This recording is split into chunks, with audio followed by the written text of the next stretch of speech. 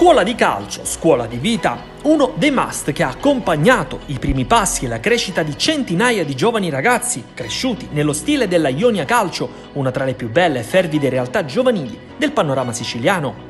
È giovane, ma allo stesso tempo esperta, la Ionia, che carta di identità alla mano festeggerà il prossimo giugno le sue prime 8 candeline, non certo in un clima di festa, che auguriamo però prontamente alla ripartenza. Un plauso però ci sentiamo di rivolgerlo per il trend di crescita in un momento caratterizzato dalla partecipazione massiccia di scuole calcio e settori giovanili che ognuno con le proprie armi fanno densità nel comprensorio etneo. Una mission che è il proprio epicentro tra Giarri di Posto, due comuni che anticamente erano uniti proprio sotto l'egida di Ionia, città che insieme manterrebbe oltre 45.000 abitanti e si estende dal mare ai piedi del vulcano. Chiarezza e programmazione, primo paradigma che ha portato al successo. Nessun dubbio che i primi meriti vadano a chi vi ha puntato forte e chiaro sin dal principio. Giuseppe Leotta, deus ex machina di un progetto che ha attirato e affascinato negli anni a seguire amici di vecchia data e accomunati dalla grande passione per il calcio. Tra questi Michele Visione, Roberto Zappalà, Gaetano Puglisi, Rosario Entelisano e Daniele Petrella, che compongono tutt'oggi il consiglio direttivo della società.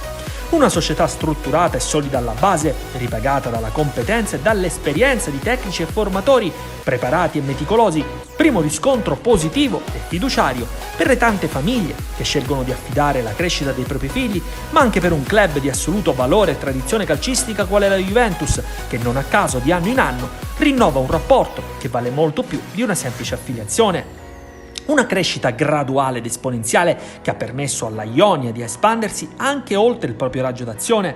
L'attività di base, linfa vitale e polmone verde di USD si dirama tra il club San Paolo a Giarre, il centro sportivo Prince a Riposto e i campi La Valle a San Giovanni Galermo. Ancora più articolata l'attività del settore giovanile che prende corpo nello storico comunale di Torre Archirafi per gli allievi regionali, mentre i giovanissimi regionali da un biennio hanno costruito radici solide al comunale di Santa Venerina.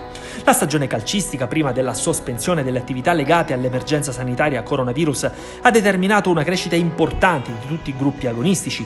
Bene, sia i 2003 guidati da mister Giancarlo Fichiera, formativa l'esperienza per i 2004 di Pasquale Sanseverino, che pagano, ancor prima della sospensione, l'eccessiva frammentazione di un campionato che non convince nella sua proposta.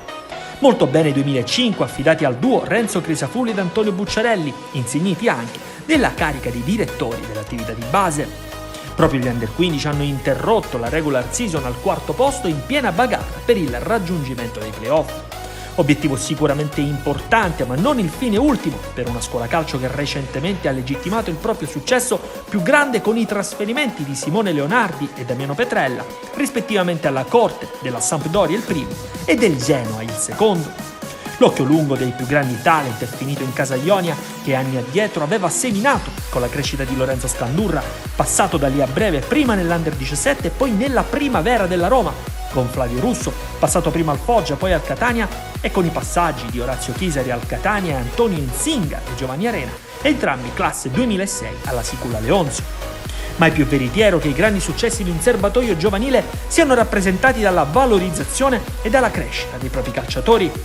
Un processo di crescita che appare quantomeno più complicato al sud Italia e in particolar modo in Sicilia, ma che società come la Ionia ci invogliono a sperare in un'inversione di tendenza, che possa magari essere da auspicio e da monito per le tante società esclusivamente legate alla logica del risultato.